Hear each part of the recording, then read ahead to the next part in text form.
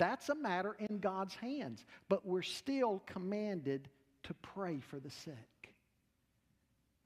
If everybody was supposed to be healed, then why didn't Paul have his thorn in the flesh removed? He prayed 3 times that God would take it away, and God didn't, because God said, I want you to be dependent on my grace.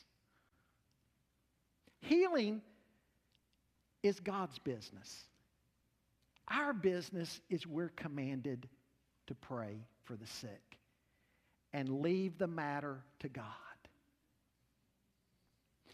And he goes on to talk about the connection with some sicknesses. There's maybe a sin combined. Again, the Bible does not say a sin lies behind all sickness. It does not. The Bible doesn't say that at all. Look at all that Job suffered, and God said of Job that Job was a righteous man. But sometimes sin and sickness is connected.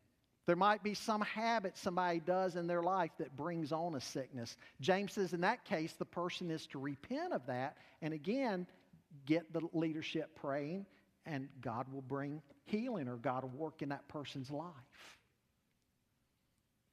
And he gives the example of Elijah, how Elijah prayed. And the example of Elijah is Elijah got God's attention. Elijah prayed and the heavens did not give forth their rain. He prayed again and God sent rain. Somebody might be thinking, but James, that's Elijah. Elijah was a prophet in the Old Testament. He was a saint. I'm nothing like Elijah. And so James is careful to point out, wait a minute, Elijah was a man of like passions, just like you and me.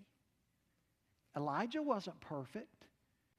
Just read the story of Elijah in 1 Kings. Elijah was far from perfect. He had shortcomings in his own life. He had feet of clay, just like you and I have feet of clay. And yet, God worked in and through Elijah's witness.